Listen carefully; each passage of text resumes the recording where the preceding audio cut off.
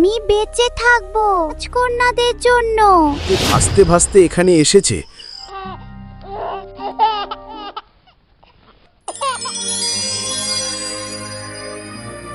স্বর্ণপুরীর বিশাল সাম্রাজ্য, অঢেল সম্পদ আর বীরত্বের গল্পে রাজা বিক্রমাদিত্য ছিলেন অপরাজেয়।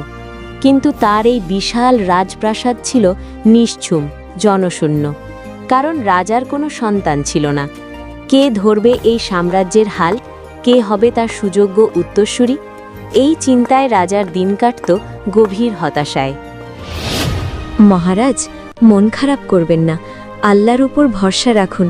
নিশ্চয়ই আমাদের ঘর আলো করে চাঁদের মতো সন্তান আসবে। রানী, আমার চিন্তা শুধু সন্তান না, চিন্তাই বিশাল রাজ্যের। আমার অবর্তমানে কে এই সিংহাসন রক্ষা করবে? যোগ্য উত্তরসূরি ছাড়া এই রাজ্য তো ধ্বংস হয়ে যাবে। রানী, অনেক অপেক্ষা করেছি, কিন্তু রাজ্যের মঙ্গলের জন্য আমাকে আবার বিয়ে করতে হবে। আমি কালই নতুন রানী নিয়ে আসছি। মহারাজ, আমার কপাল মন্দ, তাই আজ আপনাকে অন্য কারো হাতে তুলে দিতে হচ্ছে। আপনি যা ভালো মনে করেন তাই করুন।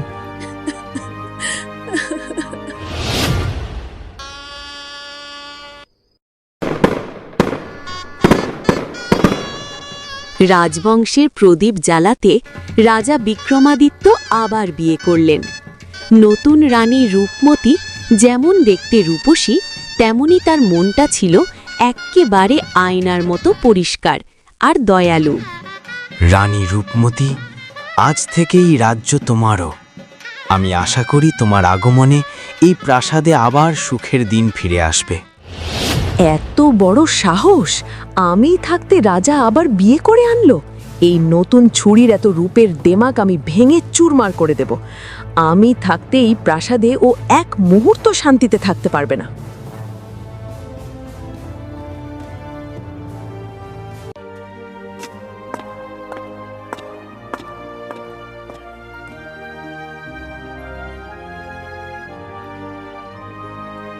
বড় দিদি, আমি জানি আমার এই আগমন আপনার মনে কষ্টের কারণ হয়েছে, কিন্তু বিশ্বাস করুন, আমি আপনার অধিকার কেড়ে নিতে আসিনি, বরং আপনার ছোট বোন হয়ে এই সংসার আগলে রাখতে চাই। আমরা কি পারি না মিলেমিশে এই প্রাসাদের সম্মান রক্ষা করতে? থামো ছোট রানী, তুমি তোমার এই মিষ্টি কথা দিয়ে আমার মন ভোলানোর চেষ্টা করো না। মনে রেখো, আমি এই রাজ্যের বড় রানী, আর তুমি এসেছো কেবল রাজবংশের প্রদীপ জ্বালাতে। তুমি তোমার সীমার মধ্যে থেকো। এখন তুমি নিজের ঘরে যাও, আমি একা থাকতে চাই। দেখতে দেখতে বেশ কিছুদিন পার হয়ে গেল। পুরো প্রাসাদে যেন আনন্দের বন্যা বয়ে যাচ্ছে, কারণ ছোট রানীর গর্ভে সন্তান এসেছে। মহারাজ তো খুশিতে আত্মহারা। তিনি আজ রাজ্যের গরিব দুঃখীদের হাত খুলে দান করছেন। কিন্তু এই আনন্দের মাঝেও প্রাসাদের এক কোণে বড় রানীর মনে হিংসে আর ক্ষোভ বেড়েই চলেছে। তিনি কিছুতেই ছোট রানীর এই সুখ সহ্য করতে পারছেন না।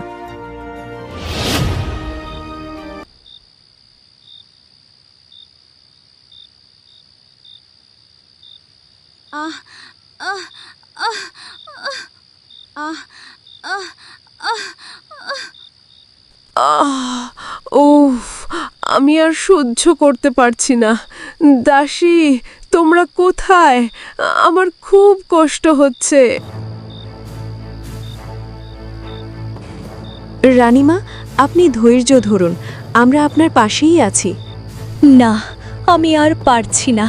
তোমরা তাড়াতাড়ি যাও, মহারাজকে খবর দাও, ওনাকে বলো আমি মরে যাচ্ছি। বৈদ্য মশাইকে ডাকো দ্রুত। আমি এখনই যাচ্ছি।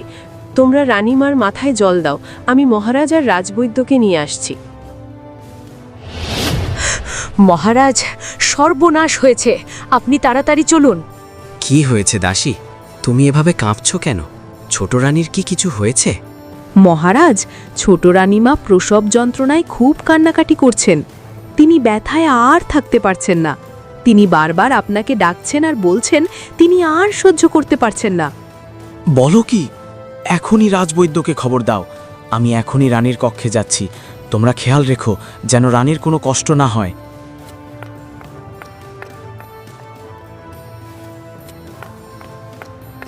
মহারাজ, আপনি শান্ত হন। ছোট রানীর অবস্থা দেখে আমারও খুব কষ্ট হচ্ছে। কিন্তু কিন্তু কি বড় রানী বলো? মহারাজ, ছোট রানী তো ব্যথায় কাতরাচ্ছে ঠিকই, কিন্তু ওর লক্ষণ দেখে আমার অভিজ্ঞ মন যা বলছে তা হয়তো আপনার পছন্দ হবে না।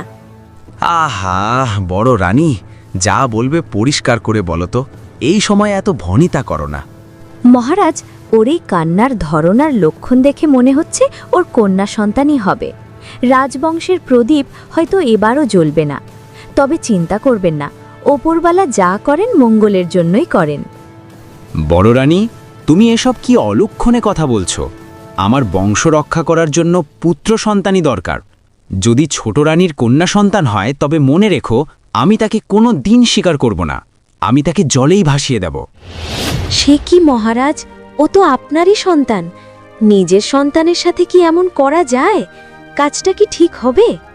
হ্যাঁ, ঠিক হবে।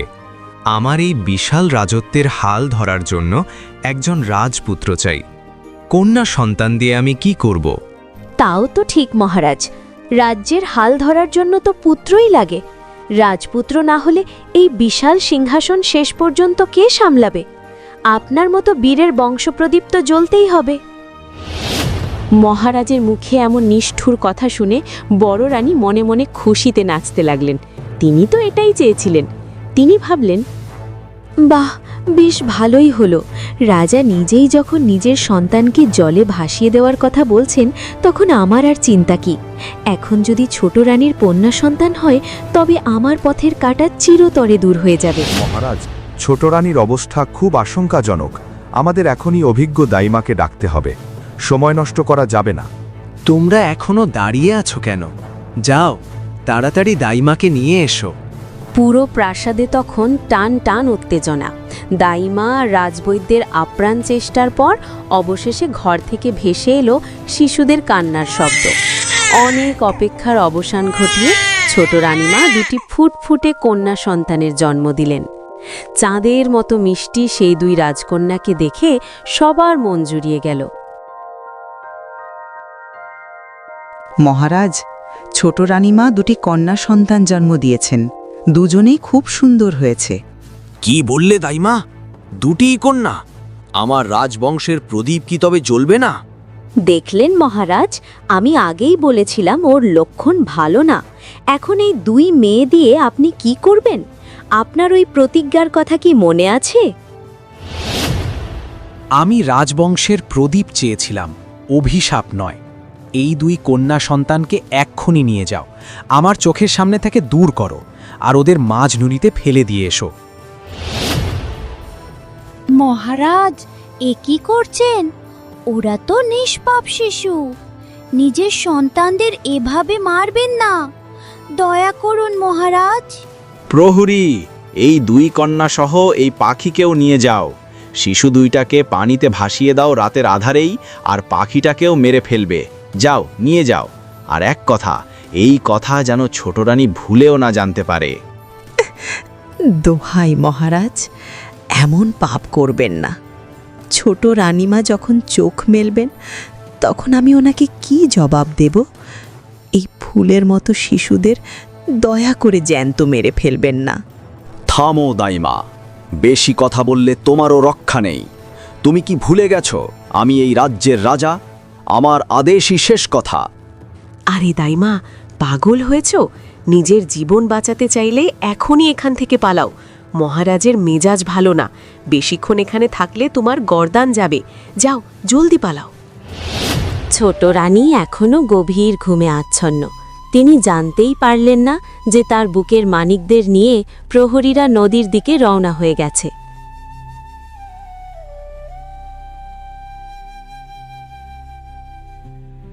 এই সেই পাখি যে ছিল ছোট রানীর আজন্মের সাথী।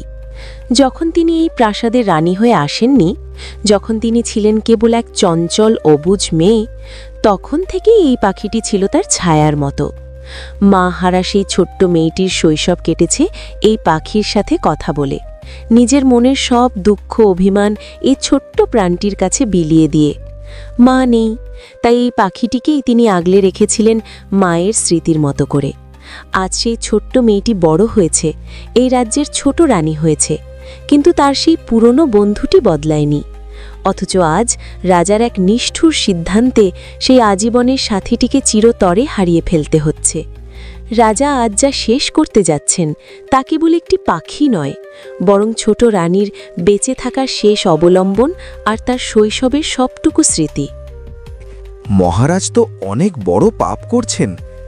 এতটুকু বাচ্চাদের জলে ভাসিয়ে দিতে বুকটা একটুও কাঁপল না ওনার?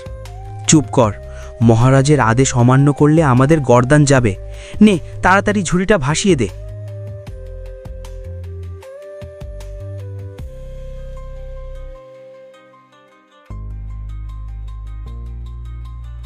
নিষ্ঠুর প্রহরীরা, থামো! আমার ছোট রানীমার কলিজার টুকরোদের এভাবে জলে ভাসিও না, ওদের ফিরিয়ে নিয়ে চলো। আজ তোর শেষ রক্ষা নেই রে শয়তান পাখি, তুই অনেক ঝামেলা করেছিস। তোমরা নিষ্ঠুর, তোমরা পাপিষ্ঠু, তোমরা নিষ্পাপ শিশুদের জলে ভাসিয়ে দিলে। আমি বেঁচে থাকবো, আমি সব সত্যি রানীমাকে গিয়ে বলবো। প্রহরীরা যখনই পাখিটিকে মারতে তলোয়ার চালালো, তখনই পাখিটি উড়ে চলে গেল। আরে, পাখিটা তো নাগালের বাইরে চলে গেল, এখন কি হবে? বাদ দে, মহারাজকে বলবো ওটাকেও মেরে নদীতে ফেলে দিয়েছি, কি আর দেখতে এসেছে। নিষ্ঠুর প্রহরীদের হাত থেকে কোনোমতে প্রাণ বাঁচিয়ে পাখিটি আকাশের ডানা মেলল, কিন্তু তার বুক ফেটে কান্না আসছিল। সে তাকিয়ে দেখল নদীর উত্তাল ঢেউয়ে তার আদরের দুই রাজকন্যা দূরে, বহু দূরে ভেসে যাচ্ছে। পাখিটি মনে মনে প্রতিজ্ঞা করল, আমি হার মানব না, আমি বেঁচে থাকব শুধু আমার রানীমা আর এই ছোট রাজকন্যাদের জন্য। একদিন এই অন্যায়ের বিচার হবেই। দুই রাজকন্যা যখন ঢেউয়ের তালে তালে ভেসে যাচ্ছিল, তখনই ঘনিয়ে এলো এক মহাবিপদ। জলের নিচ থেকে এক বিশাল কুমির হাঁ করে এগিয়ে এলো রাজকন্যাদের দিকে। একটি রাজকন্যাকে সে নিজের মুখে তুলে নিল খাবার জন্য, কিন্তু এ কি, পরক্ষণেই অলৌকিক কিছু একটা ঘটল। বাহ, কি রূপ তোমার! আমি তো তোমাকে ভক্ষণ করতে যাচ্ছিলাম, কিন্তু তুমি যে কি মিষ্টি! তোমাকে আমি কুসুমপুর রাজ্যের রাজঘাটে রেখে আসব। শুনেছি সেই রাজার কোনো সন্তান নেই, তুমিই হবে সেই রাজ্যের ভবিষ্যৎ।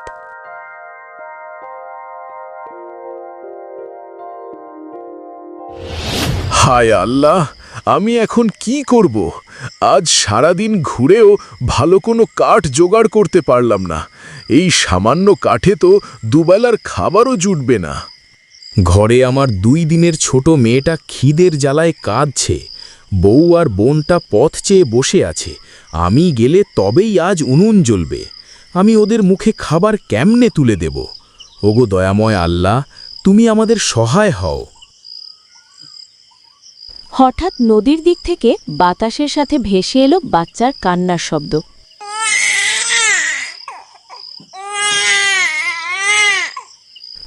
কিরে, এই জনমানবহীন নদীর পাড়ে বাচ্চার কান্নার শব্দ কোত্থেকে আসছে? আমি কি ভুল শুনছি? না তো, শব্দটা তো স্পষ্ট শোনা যাচ্ছে। একটু গিয়ে দেখি তো, এই ভর দুপুরে এখানে বাচ্চা আসবে কোত্থেকে? কে জানি আবার কোনো বিপদে পড়ল কিনা।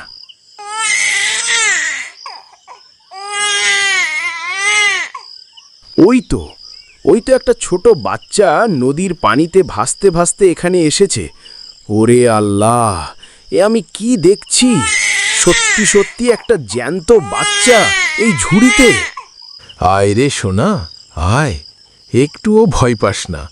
এই তো আমি তোকে ধরে ফেলেছি। কোন পাষাণ মা বাবারে তোকে এভাবে মাঝ নদীতে ভাসিয়ে দিল? আয়, আমার কোলে আয়। কি রে, এখন এখানে বসে আছিস? নিজের জামাইকে তো খেয়ে এখন আমাদের ঘাড়ে এসে বসেছিস। আমাদের নিজেদেরই দুবেলা খাবার জোটে না, তার ওপর আবার এই আপদ। ভাবি, এমন করে বলো না। আমার কি দোষ বলো? আমার কপালটাই মন্দ। আমি তো আর সাধ করে তোমাদের বোঝা হতে আসিনি। হবে না কেন? বাপ মা নিজের জামাই সব তো খেয়ে এখন আমাদের ঘাড়ে এসে বসেছিস। আমাদের আর ভালো লাগে না এসব আপদ সহ্য করতে। নিজেদেরই পেটে ভাত জোটে না, তার উপর আবার এক বড় মুখ। আজ তোর ভাই 1-6টা কাঠও জোগাড় করতে পারেনি, আমরা কি না খেয়ে মরবো? ভাবি, খোদার দোহাই লাগে, এমন অপবাদ দিও না। আমার কপাল মন্দ বলেই তো আজ আমার এই দশা। ঠিক এই সময় কাঠুরে হন্তদন্ত হয়ে বাড়ি ফিরল। আরে থামো তোমরা, বাড়িতে তোমরা এসব কি অলক্ষণে কথা বলছো? দেখো আজ আমি নদীর পাড় থেকে কি নিয়ে এসেছি। এ কি, কাঠ কোথায়? আর এই ঝুড়িতে বাচ্চার কান্নার আওয়াজ আসছে কেন? তুমি কি পাগল হলে নাকি? দেখো, নদী থেকে এই নিষ্পাপ শিশুটিকে আমি কুড়িয়ে পেয়েছি। একে জোয়ারের জল ভাসিয়ে নিয়ে যাচ্ছিল, আমি ঠিক সময় গিয়ে একে বাঁচিয়েছি। আল্লাহ হয়তো আমাদের ঘরের রহমত হিসেবেই এই মাসুম বাচ্চাটাকে পাঠিয়েছেন। রহমত? কিসের রহমত শুনি? এই আকালের দিনে এক মুঠো চালের জোগাড় নেই, তার ওপর আবার এই কোত্থেকে আসা আপদকে পালতে হবে। নিজের মেয়ের খাবারই তো ঠিকমতো দিতে পারছি না, তার ওপর এই আপদটাকেও কি আমি বুকের দুধ খাওয়াবো? না, হবে না। এই বাচ্চার কান্না আমি সহ্য করতে পারবো না। একে যেখান থেকে এনেছো সেখানেই রেখে এসো। ভাবি, অমন নিষ্ঠুর কথা বলো না। দেখো বাচ্চাটা কত মাসুম। আল্লাহ চাইলে এর রিজিকের ব্যবস্থা তিনিই করবেন। ভাবি, তুই যাই বলো, এই মাসুম বাচ্চাটাকে আমি কোথাও ফেলে দিতে দেব না। ওকে আজ থেকে আমিই পালব, ওর সমস্ত দেখাশোনা আমিই করব। একবার তাকিয়ে দেখো ভাবি, কি মায়াবী মুখ। এই নিষ্পাপ চোখ দুটোর দিকে তাকালে কলিজা জুড়িয়ে যায়। এমন মানিককে কেউ নদীর জলে ভাসিয়ে দিতে পারে? খুব তো মায়া দেখাচ্ছিস।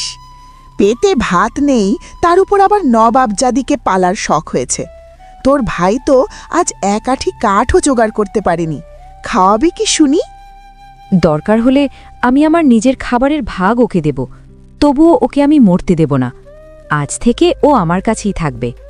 দেখো ভাই, বাচ্চাটা কেমন মায়াবী চোখ করে আমার দিকে তাকিয়ে আছে। ও যেন আমায় কিছু বলতে চায়। আজ থেকে এই মেয়ে আমাদের ঘরের আলো হয়ে থাকবে। আমি ঠিক করেছি আমাদের এই ছোট্ট সোনাটার একটা সুন্দর নাম রাখব। আজ থেকে ওর নাম রাখলাম লাইলি, আমাদের ছোট্ট লাইলি। বাহ, লাইলি নামটা তো খুব চমৎকার।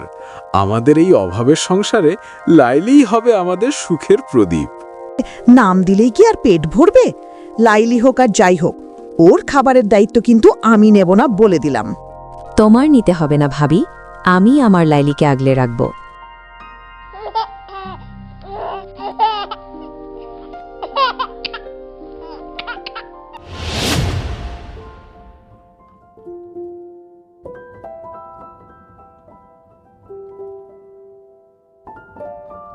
মহারানী, আজকের জলটা কত স্বচ্ছ আর শীতল।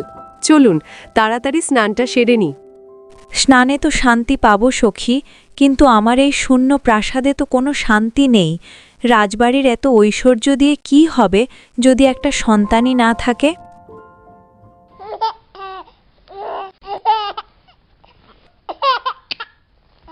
ওখানে ওটা কি ভাসছে সখী? দেখো তো, ওটা কি কোনো পদ্ম ফুল? না না, ওটা তো একটা বড় শাপলা পাতা। আর কিসের শব্দ ওটা? মনে হচ্ছে যেন কেউ খিলখিল করে হাসছে।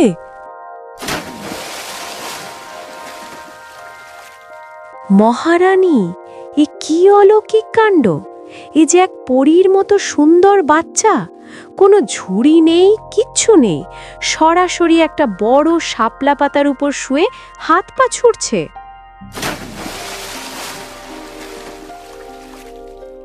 ওরে আল্লাহ, এ তো দেখি চাঁদের টুকরো। এমন অলৌকিক দৃশ্য তো আগে কখনো দেখিনি। শাপলা পাতার বিছানায় কেমন নিশ্চিন্তে শুয়ে আছে।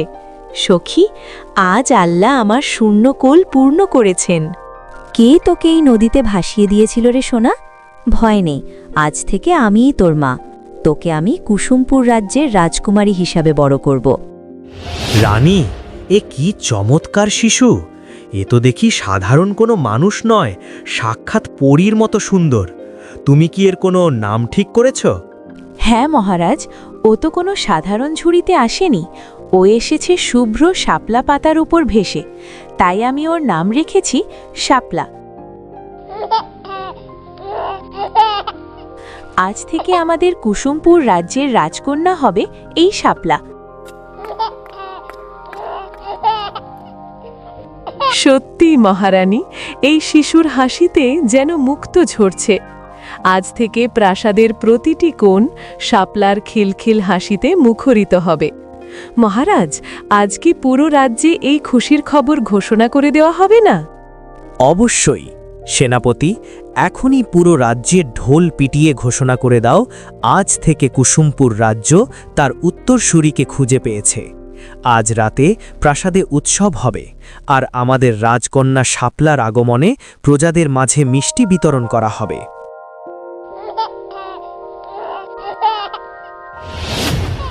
মহারাজ, আমার কলিজার টুকরো দুটোকে ফিরিয়ে দিন, ওরা তো কোনো অপরাধ করেনি। মহারাজ, আমার সেই কথা বলে পাখিটাকেও ফিরিয়ে দিন, ও ছাড়া আমার যে আর কেউ নেই। আমি ভিক্ষা চাইছি মহারাজ, আমার সন্তানদের আমার কোলে ফিরিয়ে দিন। শান্ত হও ছোট রানী, রাজবংশের কলঙ্ক আমি প্রাসাদে রাখব না। ওসব অলক্ষণে শিশুদের কথা ভুলে যাও। ভুলে যাব? নিজের রক্তকে ভুলে যাব? ওরে বনের পাখি, তুই কোথায়? মহারাজ, আপনি রাজা নন, আপনি একজন পাষাণ বাবা। আমার সন্তানদের ফিরিয়ে দিন, নইলে আমি মরে যাব। মহারাজ, দেখছেন তো ছোট রানীর অবস্থা? সন্তানের শোকে ও পুরোপুরি মানসিক ভারসাম্য হারিয়ে ফেলেছে।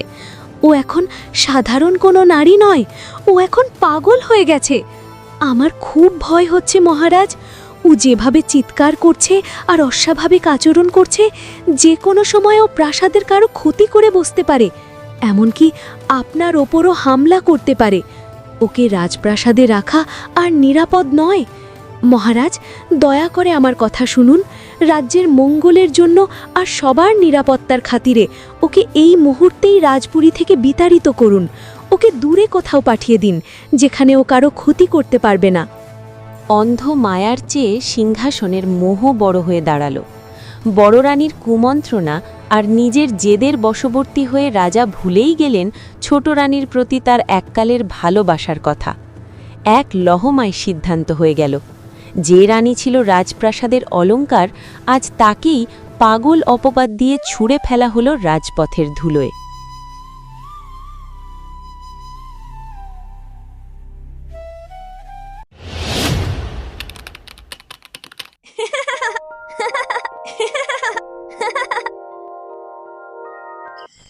লাইলি, ওই লাইলি, কই রে মা তুই? কোথায় গেলি? এই দেখ, তোর জন্য বন থেকে মিষ্টি পেয়ারা নিয়ে এসেছি। থামো তো বাপু, ওই মেয়ে হইল একটা গোদ ছাড়া, কই কই ঘুরতাছে কে জানে। ওর কোনো ঠিক ঠিকানা নাই, সারা দিন যেন কোথায় কোথায় টোটো করে ঘুরে বেড়ায়। আমার মেয়েটা দেখো কত লক্ষ্মী, সারা দিন চোখের সামনে থাকে। আর ওই লাইলি রে আমার দু চোখে সহ্যই হয় না। কোত্থেকে যেন একটা আপদ এসে ঘরে ঢুকলো।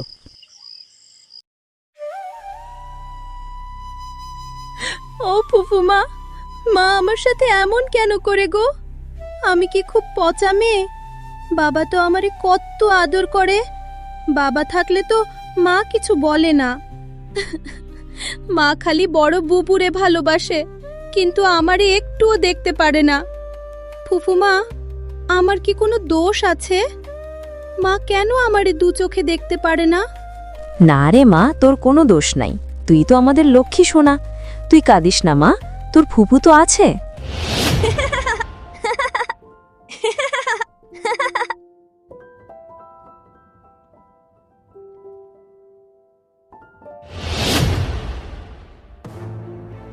এই, তোকে কে বলেছে এই ফল আনতে? এটা তো আমার একদম পছন্দ না। তোরা কি চাস আমি না খেয়ে থাকি? এখনই এখান থেকে দূর হ। ক্ষমা করবেন রাজকুমারী, আমি এখনই অন্য ফল নিয়ে আসছি। ছি মা, এ কি করছিস তুই? ওরা তো তোর বিপদে আপদে সবসময় পাশে থাকে। মা, দাসীদের সাথে এমন ব্যবহার করো না। ওরা মানুষ, ওদেরও মনে কষ্ট লাগে। মা, তুমি চুপ থাকো। আমি এই রাজ্যের রাজকন্যা। পুরো রাজ্যের সব মানুষ আমার হুকুম তামিল করবে। আমি যা বলবো ওদের তাই করতে হবে। আমার সাথে জ্ঞান দিতে এসো না মা।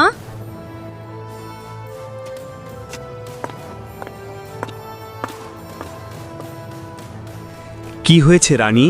তোমাকে আজ এত ম্লান দেখাচ্ছে কেন? কোনো বিষয় নিয়ে কি খুব দুশ্চিন্তা করছো? মহারাজ, আমাদের শাপলা দিন দিন কেমন যেন রুক্ষ হয়ে যাচ্ছে। ও আজ দাসীদের সাথে যে ব্যবহার করলো তা কোনো রাজকন্যার শোভা পায় না। ও কাউকেই সম্মান দিতে চাইছে না। আমার ভয় হয় মহারাজ, বড় হয়ে ও কেমন মানুষ হবে। আরে রানী, এই সামান্য বিষয় নিয়ে তুমি এত ভাবছো কেন? ও তো এখনো ছোট বাচ্চা মেয়ে, রাজপ্রাসাদের আদরে বড় হচ্ছে, একটু জেদ তো থাকবেই। দেখবে বড় হলে সব ঠিক হয়ে যাবে। তুমি মিছি চিন্তা করো না। তাই যেন হয় মহারাজ, আপনার কথাই যেন সত্যি হয়। আমি শুধু চাই ও যেন দয়ালু আর সংবেদনশীল একজন মানুষ হিসেবে বড় হয়। শাপলা পাতার সেই নিষ্পাপ শিশুটির মাঝে যেন কোনো অহংকার দানা না বাঁধে। তুমি একদম নিশ্চিন্ত থাকো, আমাদের রাজকন্যা এই কুসুমপুর রাজ্যের গর্ব হবে। এখন চলো, উৎসবের প্রস্তুতি দেখতে হবে।